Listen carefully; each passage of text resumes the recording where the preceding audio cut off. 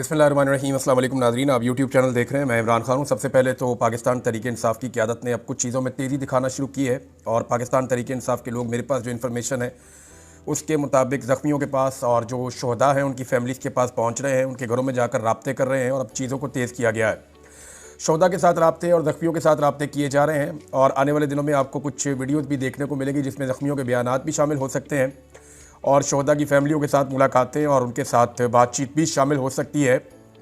ये चीज़ें social media पे पाकिस्तान तहरीक इंसाफ़ या मीडिया के ऊपर पाकिस्तान तहरीक इंसाफ़ के इस नैरेटिव को तक़वियत देंगी कि डी चौक में गोली चली थी और वहाँ पे शहादतें हुई हैं और वहाँ पे लोग जो हैं वो ज़ख्मी भी हुए हैं। 100 से ज़्यादा लोगों को गोली लगी है और अब तक 12 लाशें मिल चुकी हैं और जो लापता अफराद हैं उनके हवाले से भी अब कुछ तहकीकात की हैं पाकिस्तान तहरीक इंसाफ़ ने और आहिस्ता आहिस्ता कुछ नंबर आना शुरू हुए हैं। अब तक जिन लापता अफराद के बारे में पता चला है, इस पर शेर अफजल मरवत साहब ने एक स्टेटमेंट दिया है 100 से ज़्यादा लोगों का। उन्होंने कहा जी, मारा भी हमें गया, कत्ल भी हमें किया गया, लाशें भी हमसे छीनी गई। आज तक के मुताबिक 107 लोग हमारे गुमशुदा हैं। शुनीद ये है कि उनमें से 25 से 30 लोग शायद हमें ज़िंदा वापस ना मिलें। ये शेर अफजल मरवत साहब ने कहा। और देखें, ये और भी बहुत सारे लोग कह रहे हैं कि कुछ लाशें गायब हैं। अब इनकी तादाद के बारे में कुछ कहना कबल अज़ वक्त है, लेकिन जो लोग लापता हैं अगर तो वो सारे मिल जाएँ, अल्लाह करे वो सारे मिल जाएँ। अगर वो सारे मिल जाएँ तो हालात कुछ और होंगे। अगर वो लोग नहीं मिलेंगे तो फिर उनको कहाँ तलाश किया जाएगा। यानी मुझे वो जुमला याद आ गया उनका। बलूचिस्तान से हमारी बहन है और उन्होंने ये स्टेटमेंट एक दिन दिया था मारूम बलोच साहिबा ने कि ठीक है, आपने अगर मार दिए तो लाशें ही वापस कर दें हमारे लोग। तो ये तो उस तरह की सूरत हाल पाकिस्तान तहरीक इंसाफ़ के साथ बन गई है। इस्लामाबाद डी चौक के अंदर इस तरह का वाक़या हो गया।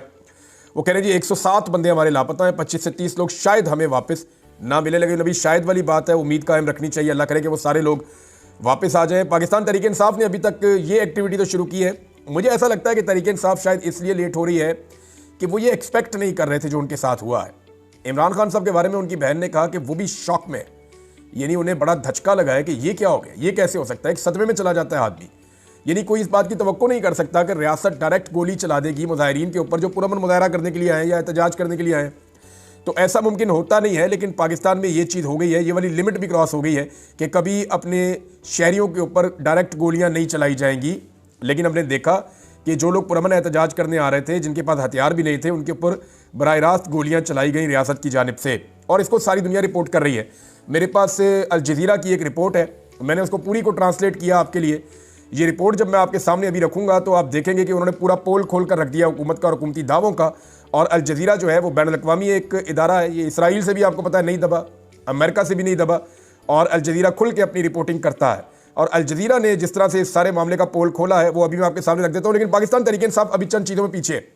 यानी तहरीक इंसाफ़ ने अभी तक मुकदमा दर्ज नहीं करवाया, इसके लिए इनकी दरख्वास्त अभी तक सामने नहीं आई। ये मुझे पता है कि उसके ऊपर काम शुरू हो गया है, लेकिन अभी तक पाकिस्तान तहरीक इंसाफ़ डिले में है।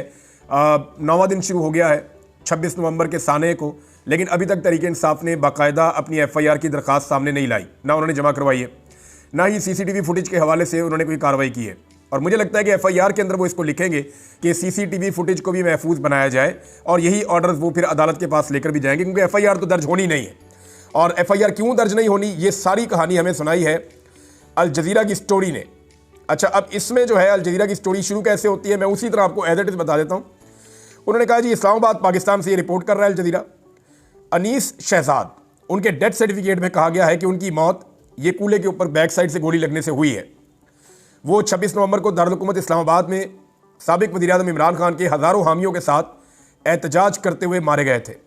सिक्योरिटी फोर्सेज के साथ झड़पों के बाद इमरान खान की पार्टी पाकिस्तान तहरीक इंसाफ़ का ये कहना है कि वो उस दिन पुलिस की फायरिंग में शहीद होने वाले 1 दर्जन शहरियों में से एक थे।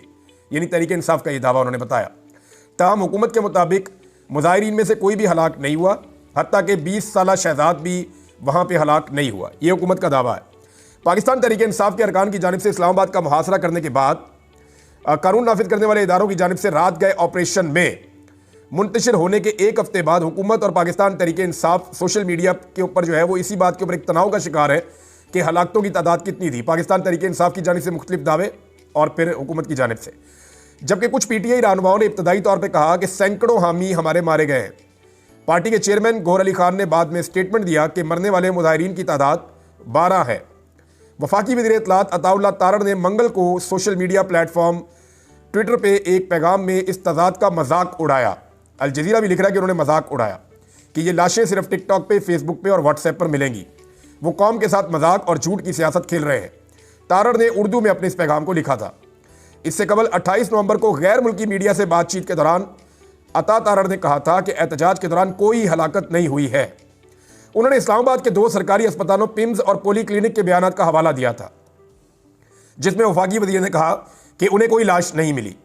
उन्होंने अल जजीरा के एक सवाल के जवाब में कहा था कि महकमा सेहत ने इसकी तस्दीक करने वाले 2 अलग अलग बयान जारी कर दिए कि जनाब कोई लाश नहीं है, कोई जख्मी नहीं है। अल जजीरा ने सिक्योरिटी फोर्सेज के साथ झड़पों में मारे गए शहजाद समेत पीटीआई के 4 हामियों के अहले खाना से बात की है, यानी 4 बंदों तक वो पहुंचे हैं 12 में से। और वज़ीर दाखिला मोहसिन नकवी, अता तारड़, वज़ीर आज़म शहबाज शरीफ के सियासी मुशीर राना सनाउल्लाह से भी रब्ता किया गया और दावों और जवाबी दावों पर पूछा गया जनाब आप बताएं, जवाब दें। ताम इंतजामिया में से किसी ने भी अल जजीरा को जवाब नहीं दिया। ना इसराइल अल जजीरा को जवाब देता है, ना ये हुकूमत अल जजीरा को जवाब, जालिम जवाब देता ही नहीं है। पीटीआई ने अब इन 12 हामियों के नाम जारी कर दिए हैं जो उनके बकौल 24 से 26 नवंबर के दरमियान मारे गए थे, जिनमें कम से कम 10 मुबैना तौर पर गोलियों से जख्मी हुए थे। इनमें सुबह पंजाब के एक छोटे से शहर कोटली सतिया से ताल्लुक़ रखने वाला शहजाद भी था और ये लोग अभी तक सदमे में हैं। ये अब उनकी स्टोरी आ रही है। शहजाद के कज़न नफीस सत्ती ने नौजवान को पीटीआई का एक अकीदतमंद सपोर्टर बताया, जिसने रैली में शामिल होने पर इसरार किया था। सत्ती ने अल जजीरा को बताया कि हम सब ने उसे रोकने की कोशिश की, लेकिन वो डटे रहे क्योंकि इमरान खान उनके सियासी आइडियल हैं और उसके मुतालबा किया था इमरान खान ने एहतजाज का। सत्ती ने अल जजीरा को बताया कि इमरान खान की एहलिया बुशरा बीबी की सरबराही में मुजाहिरीन फरवरी के इंतखाबी नताइज को तब्दील करने, इमरान खान समेत सियासी कैदियों की रिहाई और आला अदालती तकर्रियों की हुकूमत की निगरानी की इजाज़त देने वाली आइनी तरमीम को मनसूख करने का मुतालबा कर रहे थे। अब आप शऊर का अंदाज़ा करें कि अल जजीरा को एक शख्स बता रहा है कि जनाब ये मुतालबा थे इमरान खान साहब के, जिसकी वजह से हमारा कज़न शहजाद जो है वो इस एहतजाज के अंदर गया था। 26 नवंबर की सपहर पीटीआई के सैकड़ों हामी इस्लामाबाद की सरकारी इमारतों के करीब एहतजाज का मरकजी मुकाम डी चौक पहुंचने में कामयाब हुए, जहां उन्होंने पुलिस के खोखे को आग लगा दी। ये पुलिस के बकौल है यहाँ पे। खान के हक में नारे लगाए और पार्टी के झंडे लहराए। शहजाद इनमें से एक था। मुजाहिरीन का जल्द ही नीम फौजी दस्तों से आंसू गैस और रबड़ की गोलियों के साथ सामना हुआ। उन्होंने मुबैना तौर पर बराह रास्त गोलियां भी चलाई, हालांकि हुकूमत इसकी तरदीद करती है। शहजाद के आला खाना को शाम 4 बजे के करीब पोली क्लिनिक से कॉल मौसूल हुई, जिसमें बताया गया कि वो शदीद जख्मी है। उनके पहुंचने तक अनीस जख्मों की ताब ना लाते हुए दम तोड़ चुका था। सत्ती ने कहा कि 1 हफ्ता हो गया, लेकिन उसकी मां और सबसे छोटा भाई जो है वो अभी तक सदमे में है। उसका भाई अब बार बार बेहोश होता रहता है। हमारा पूरा खानदान तबाह हो चुका है। अच्छा, ये एक कहानी। अब दूसरी बता रहा है अल जजीरा। ये सानिया अनीस के खानदान से भी बाहर है, एक और खानदान का। पीटीआई के एक और हामी एबटाबाद से ताल्लुक़ रखने वाले 24 साला मुबीन औरंगजेब 9 अफराद के खानदान का वाहिद कमाने वाला था और कई सालों से इस्लामाबाद में रहता था। इनके छोटे भाई असद ने बताया कि मुबीन जो पीटीआई के एक सरगर्म कारकुन है, उन्होंने एहतजाज में शिरकत का मनसूबा बनाया था, लेकिन खानदान को इसमें शामिल खतरात की हद तक खानदान को एहसास नहीं था कि इतना खतरा होगा। वो मेरी बहन से फ़ोन पर बात कर रहा था कि अचानक कॉल बंद हो गई। जब उसने वापस फ़ोन किया तो एक अजनबी आवाज़ आई और बताया गया कि मुबीन को गोली लग गई है और उसे अस्पताल ले जाया जा रहा है। असद और ख़ानदान के दीगर अफराद पोली क्लिनिक अस्पताल तक पहुंचने के लिए बहुत जद्दोजहद करते रहे। रास्ते बंद थे जहां मुबीन को ले जाया गया था। मुजाहिरीन की मजीद लहरों को इस्लामाबाद के क्लब तक पहुंचने से रोकने के लिए सड़कें बंद कर दी गई थी और अस्पताल तक पहुंचने वालों का कहना था कि वहां के हुक्काम बिल्कुल ताउन नहीं कर रहे थे। अस्पताल वालों ने इब्तदा में लाश को देने से इनकार कर दिया। कई घंटों की इल्तिजा के बाद उन्होंने आधी रात के करीब लाश हवाले कर दी। असद ने कहा कि खानदान अब भी अपने नुकसान से निपटने के लिए जद्दोजहद कर रहा है। वो 3 बहनों के बाद पहला बेटा था और हमारे वालिदैन का पसंदीदा बेटा था। आप उनकी हालत का तसव्वुर नहीं कर सकते। 22 साल असद ने कहा और उन्होंने बताया कि अब खानदान की कफालत की जिम्मेदारी उनके ऊपर आती है। अल जजीरा से बात करने वाले खानदान के दीगर अफराद ने भी ऐसी ही कहानियां सुनाई हैं कि उनके लिए अस्पताल के हुक्काम से अपने प्यारों की लाशों को वापस लेना कितना मुश्किल था। जैसा कि उन्होंने दावा किया कि उन पर पहली मालूमात की रिपोर्ट यानी FIR दर्ज ना करवाने के हलफनामों पर दस्तखत करवाए गए, यानी उनसे दबाव डाला गया कि आप FIR नहीं करवाएंगे और सिक्योरिटी फोर्सेज के खिलाफ किसी किस्म की कानूनी कार्रवाई नहीं करवाएंगे। इन चीज़ों के ऊपर उन्हें कहा गया कि दस्तखत करें फिर अपनी लाश ले जाएं। मुबीन के खानदान की तरह सूबा खैबर पख्तूनख्वा के शहर मर्दान से ताल्लुक़ रखने वाले अब्दुल वली ने अपने भाई मलक सदर अली की लाश को वापस लेने के लिए बहुत जद्दोजहद की, जो 26 नवंबर की शाम को इंतकाल कर गए थे। अल जजीरा की तरफ से देखे गए पिम्स अस्पताल के डेथ सर्टिफिकेट के मुताबिक सदर अली पीटीआई के एक सरगर्म रुकन जो दुबई से पार्टी की तकरीबात में शिरकत के लिए अक्सर सफर करते थे, सर में और बाजू में गोली लगने की वजह से हलाक हो गए थे। वली ने कहा कि कानून नाफिज करने वाले अफसरान ने इन पर अपने भाई के कत्ल के बारे में एफआईए दर्ज ना करने का वादा करते हुए एक बयान पर दस्तखत करने के लिए दबाव डालने की बहुत कोशिश की। वो मुझ पर दबाव डालते रहे, लेकिन ये मैं कैसे वादा कर लेता कि जब मेरे भाई को कत्ल कर दिया गया था, उन्होंने कहा कि मुसलसल इल्तिजा के बाद हमारे खानदान को लाश वापस की गई ताकि उसकी हम तदफीन कर सकें। उन्होंने कहा कि हमें अस्पताल में 12 घंटे तक इंतजार करना पड़ा। पीटीआई के मुतासरीन की फहरिस्त में मोहम्मद इलियास भी शामिल है, जो 25 नवंबर की रात मुबैना तौर पर सिक्योरिटी फोर्सेज के साथ होने वाले हिट एंड रन के वाक़े में मारा गया था। ये जब रेंजर्स वाले गाड़ियां भगा रहे थे और जा रहे थे, तो वहाँ पे जो रेंजर्स और एफसी के लोग गाड़ियों के नीचे आए थे, वहाँ पे इस हादसे के अंदर मोहम्मद इलियास भी एक शहीद हो गया था और रेंजर्स और एफसी के एहलकार भी शहीद हो गए थे। इलियास की लाश को 26 नवंबर की अव्वली सातों में जल्दी लेकर जाया गया। अस्पताल की तरफ से जारी करदा और अल जजीरा की तरफ से देखे गए इनके डेथ सर्टिफिकेट के मुताबिक इनके बड़े भाई महफूज अली, जिन्होंने खुद अक्टूबर में पीटीआई की गुज़िश्ता एहतजाजी कॉल के बाद तकरीबन 4 हफ्ते जेल में गुजारे थे, उन्होंने कहा कि वो और इलियास के साथ दीगर पार्टी कारकुनान भी शामिल हुए। जब वो इस्लामाबाद के दाखिली मुकाम पर जमा होने वाले हामियों के काफिले का इस्तकबाल के लिए जमा हुए, तो खैबर पख्तूनख्वा में 25 नवंबर की रात को जो काफिले आ रहे थे, उनके लिए वहाँ पर जमा थे। उन्होंने बताया कि अफरा तफरी को उस वक्त उन्होंने बयान किया कि जब सिक्योरिटी की गाड़ियां मुजाहिरीन के हुजूम से गुजर रही थी, उन्होंने मेरे भाई समेत कई लोगों को मार डाला। ये उन्होंने बताया। उन्होंने दावा किया कि अस्पताल के हुकाम ने इलियास की लाश को देने में ताखीर की और कानून के निफाज के इल्ज़ाम से बरी करने पर मजबूर किया, यानी आप कोई कानूनी कार्रवाई नहीं करेंगे। उन्होंने कहा ऐसा करें आप। उन्होंने कहा मैंने ऐसा बयान देने से इनकार कर दिया, इसलिए उन्होंने लाश हवाला करने से पहले मुझे 12 घंटे तक इंतजार करवाया। लेकिन उन्होंने कहा कि अपने भाई को खो देने या खुद जेल में वक्त गुजारने के बावजूद पीटीआई और उसके रहनुमा खान के लिए उनकी हमायत बिल्कुल कम नहीं होगी। देखो, मेरे वालिद 1987 में कराची में नस्ली तशद्दुद में मारे गए थे, अब मेरा भाई मारा गया है, जबकि उसकी बीवी 6 माह की हामला है। नवीद अली ने कहा कि लेकिन ये धचके पीटीआई या इमरान खान के लिए मेरी हमायत को तब्दील नहीं करेंगे। हम नजरियाती हामी हैं और खान के लिए अपनी जान दे देंगे। ये जनाब अल जजीरा की रिपोर्ट है। उन्होंने तफसील के साथ बताया कि कैसे एक एक लाश देने के लिए इस हुकूमत ने महकमा सेहत के ज़रिए से तड़पाया है लवाहिकीन को। इन्हें बिल्कुल शर्म भी नहीं आई और अभी भी कई लोग अपने प्यारों को तलाश करते फिर रहे हैं। उन्हें नहीं पता कि उसको लापता किया गया है या उसको मार दिया गया है, वो जिंदा मिलेगा या नहीं मिलेगा, जैसा कि शेर अफजल मरवत साहब ने बताया। अब जनाब राणा सनाउल्लाह साहब ने ख्वाजा आसिफ साहब ने स्टेटमेंट दिया है और इन दोनों ने अपने स्टेटमेंट में यह दावा किया है कि पाकिस्तान तहरीक इंसाफ शायद अब कभी एहतजाज की कॉल ना दे सके, क्योंकि ये जो कुछ भी हुआ डी चौक में, उन्हें लगता है कि पीटीआई की कमर टूट गई है। लेकिन मेरा ज़रा थोड़ा सा ना अंदाज़ा मुख्तलिफ है। देखिए, पाकिस्तान तहरीक इंसाफ या इमरान खान को पहचानने में अभी तक एस्टेब्लिशमेंट ने भी गलती की है और पीडीएम की जमातों ने या इमरान खान के सियासी मुखालिफिन ने भी गलती की है। मैंने नवजोत सिंह सिद्धू का इंटरव्यू किया था आज से चंद साल पहले, जब इमरान खान साहब प्राइम मिनिस्टर थे, तो उन्होंने बातों बातों में एक बात कही थी कि इमरान खान का मुखालिफ ये बात जान ले कि इससे बचना बहुत मुश्किल है। इनको आइडिया भी नहीं है ये किस लेवल का आदमी है। उन्होंने बहुत डराते हुए ये बात की थी, तो मुझे लगा शायद दोस्ती यारी में कर रहे हैं। लेकिन ये लोग अगर इमरान खान को अंडर एस्टिमेट ना करते तो इमरान खान से इतनी मार ना खाते। हमेशा पाकिस्तान की एस्टेब्लिशमेंट ने और पाकिस्तान की पीडीएम की जमातों ने, इमरान खान के सियासी मुखालिफिन ने इमरान खान को अंडर एस्टिमेट करने की गलती की है। वो हमेशा ये सोचते हैं कि अब इमरान खान की ब्रेक लग जाएगी, यानी इनका अंदाजा था कि इमरान खान जेल में जाएगा, 2 दिन में टूट जाएगा। आज 1.5 साल होने वाला है, इमरान खान को जेल में जाने पे ये इतना सभी नहीं तोड़ पाए। वो अपने मौक़िफ़ में पीछे हटने की बजाय 4 कदम आगे ही आ गया है और आज उसका असर रसूख और मुल्क के अंदर उसका तोती ज़्यादा बोलता है। फवाद चौधरी ने बड़ी ज़बरदस्त बात की। सवाल ये किया गया था कि इमरान खान ने कहा कि मेरे पास आखिरी कार्ड है, तो वो कौन सा कार्ड है? तो फवाद चौधरी ने कहा सारे कार्ड ही इस वक्त इमरान खान के पास है। पाकिस्तान की पॉलिटिक्स इमरान खान के गिर्द घूमती है, वही पॉलिटिक्स को घुमाता है और वही फैसले करता है कि अब क्या होगा। तो इमरान खान जेल से एक आवाज़ देता है और पूरा मुल्क बंद हो जाता है। ये सब जानते हैं और ये कैपेसिटी सिर्फ इमरान खान के पास है। मेरे ख्याल में गलती की गुंजाइश नहीं है हुकूमत के पास और गलत एस्टिमेट करने की गुंजाइश नहीं है। पाकिस्तान तहरीक इंसाफ को अगर इमरान खान साहब अभी कॉल दे दें कि 4 दिन के बाद दोबारा आना है, तो आप देखिएगा जैसे पहले लोग आए थे, लोग फिर निकलकर 4 दिन के बाद दोबारा इस्लामाबाद की तरफ चल पड़ेंगे और ये ऐसे ही होगा। अच्छा, एक और चीज़ है, मरियम नवाज साहिबा ने यूनिवर्सिटी का एक दौरा किया, मुझे कुछ लोगों ने खबरें दी हैं, तो मैंने कहा वो मैं आपके साथ शेयर कर दूं। बड़ा उसका चर्चा किया जा रहा है कि यूनिवर्सिटी में मरियम नवाज पहुंची, नौजवानों के साथ खिताब किया। इनका ये ख्वाब ही रह जाएगा कि ये ओपनली जाके नौजवानों को मिले और उनके साथ बातचीत करें। ये बंद कमरों में नौजवानों के साथ मिल सकते हैं, कंट्रोल इन्वायरमेंट में नौजवानों के ऊपर पुलिस खड़ी करके, सिक्योरिटी खड़ी करके ये नौजवानों के साथ मिल सकते हैं, अदरवाइज ये नहीं मिल सकते।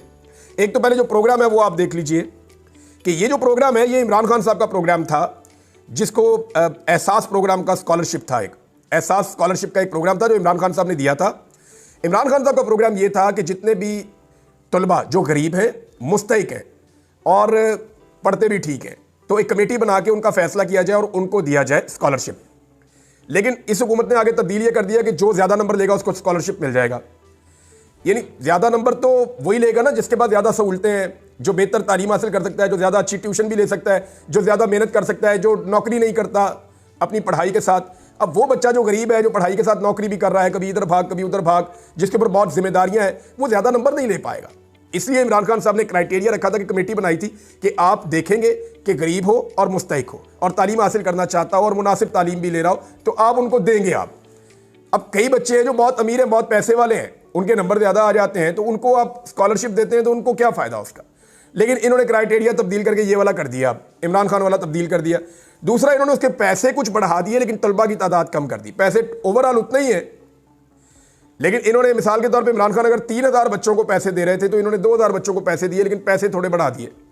तो इस तरह इन्होंने थोड़ा बहुत रद्द-बदल करके उसको अपना नाम दे दिया कि मरियम नवाज का कोई स्कॉलरशिप का प्रोग्राम आ गया।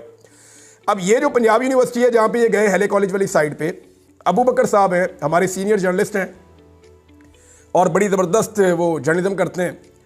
मैंने तकरीबन उनका कोई 20 साल का तजुर्बा है। मेरी उनसे बात हो रही थी तो उन्होंने मुझे बताया, क्योंकि वो पंजाब यूनिवर्सिटी में उनका बहुत आना जाना और बहुत ताल्लुकात है, तो उन्होंने बताया जी कि 30,000 के करीब इस कैंपस के अंदर तालिब इल्म है। तमाम तालिब इल्मों को छुट्टी दे दी गई थी और ऑनलाइन क्लासेस का इजरा कर दिया गया था। यानी तलबा नहीं आएंगे जिस दिन मरियम नवाज आएगी यूनिवर्सिटी में। वजह यह है कि फिर तलबा जो है वो नारे लगाएंगे, तलबा जो है वो सच बोलेंगे, तलबा जो है वो आईना दिखाएंगे। ये बर्दाश्त नहीं होगा मरियम नवाज से, तनकीद तो बर्दाश्त होती नहीं इनसे। तो लिहाजा डरे हुए इतने हैं कि सारे तलबा को दे दी छुट्टी, और जिन तलबा को देने थे स्कॉलरशिप सिर्फ उनको बुला लिया। अब वो तलबा बनते हैं कुछ 10-15% बनते हैं, 10% मेरे ख्याल में बनते हैं पूरी यूनिवर्सिटी का। यानी 90% तलबा को छुट्टी दे के घर भिजवा दिया। 30,000 तो टोटल जो है ना वो तलबा है, और 30,000 में से इन्होंने 90% तलबा को भिजवा दिया उनके घरों में, और उन्हें कहा कि आप ऑनलाइन क्लासेस ले लें। मरियम नवाज के आने से पहले चंद दिन तक जो 5 या 6 वजीर हैं सूबाई, वो यूनिवर्सिटी में ब्रीफिंग के लिए आ चुके। पुलिस की सारी सिक्योरिटी पंजाब यूनिवर्सिटी में मौजूद थी और तलबा को तकरीबन काबू करके तो ये एक प्रोग्राम किया गया, आप अंदाज़ा करें। और वहाँ पे क्या कहा जा रहा है कि तलबा सियासत में ना जाएं, डी चौक में ना जाएं, एहतजाजी सियासत से अपने आप को दूर रखें, और सारी सियासी तकरीर कर दी वहाँ पे। एक तो तलबा को कहा सियासत में ना जाएं और वहाँ पे खड़े होकर सारी सियासी तकरीर कर दी। ये तलबा थे जिन्हें कायदे आज़म मोहम्मद अली जिन्ना सियासत में लेकर आए थे। कायदे आज़म ने इनको अहम जिम्मेदारियाँ दी थी। ये तलबा थे जो पाकिस्तान बनाने के लिए कायदे आज़म का हर अव्वल दस्ता थे। ये तमाम किताबों के अंदर लिखा हुआ है, रिकॉर्ड का हिस्सा है। आप इन तलबा को सियासत से दूर नहीं कर सकते और इनसे अब सियासी शऊर छीन नहीं सकते। मरियम नवाज के बारे में वहाँ रिपोर्ट हुआ, जब मरियम नवाज आई तो उससे पहले बहुत ज़्यादा ब्रीफिंग दी गई तलबा को कि आपने खड़े होकर इस्तकबाल करना है और आपने मरियम नवाज का ये करना है और वो करना है। तो वहाँ जो बच्चों ने रिपोर्ट किया अबू बकर साहब के मुताबिक, उन्होंने कहा जी बहुत थोड़े से लोग खड़े हुए, चंद बच्चे बच्चियाँ खड़े हुए, बाकी सारे वहाँ बैठे रहे। उन्होंने मरियम नवाज साहिबा का इस्तकबाल भी ठीक तरीके से नहीं किया, लेकिन ये अपनी तकरीर करके वहाँ से निकल ली। अब एक जो नमाजी जो नमाज़ पढ़ रहा था कंटेनर के ऊपर, उसके हवाले से एक प्रोपेगेंडा किया गया और हुकूमती अकाउंट्स ने इसको बराबर इसके ऊपर प्रोपेगेंडा किया और झूठ बोला और पश्तूनों के खिलाफ नफरत फैलाई। उन्होंने कहा ये रहीम अफ़गानी नाम का कोई पश्तून था और ये टिकटॉक बना रहा था, लेकिन अब असली आदमी ताहिर अब्बास तारड़ जो है वो सामने आया वज़ीर आला खैबर पख्तूनख्वा के पास। वहाँ उसकी मुलाकात हुई बाकी लोगों के साथ भी, चेयरमैन पाकिस्तान तहरीक इंसाफ बैरिस्टर गौर के साथ भी मुलाकात हुई। तो ताहिर अब्बास तारड़ ने बताया जी मैं तो नमाज़ पढ़ रहा था, अचानक से अटैक हो गया और मुझे दुआ करने के दरमियान उन्होंने उठा के नीचे फेंक दिया। मैं गिरा, लोग समझे मैं मर गया हूँ, लेकिन अल्लाह ताला ने मेरी जान बचाई है। ये देखे मैं ज़ख्मी, और वो काफ़ी ज़ख्मी था। उसने कहा इमरान खान दोबारा बुलाएगा मैं फिर जाऊँगा। तो अब ये जो फेक न्यूज़ चल रही है इसके ऊपर कोई कार्रवाई होती क्यों नहीं है? अभी एक नया कानून भी बना रहे हैं ना कि फेक न्यूज़ पे कोई 10 साल अंदर कर देंगे, वो पता नहीं 10 लाख जुर्माना कर देंगे, 5 साल अंदर कर देंगे। और भाई ये हुकूमत ही फेक है, ये वजीर भी फेक है, ये मैंडेट ही जाली है, ये वजीर आजम भी जाली है, ये वजीर आला भी जाली है, ये जितने वजीर हैं ये भी जाली है, सदर का इलेक्शन भी जाली हुआ है, क्योंकि मैंडेट ही जाली है। अवाम ने मैंडेट किसी और को दिया, लाके किसी और को बैठा दिया।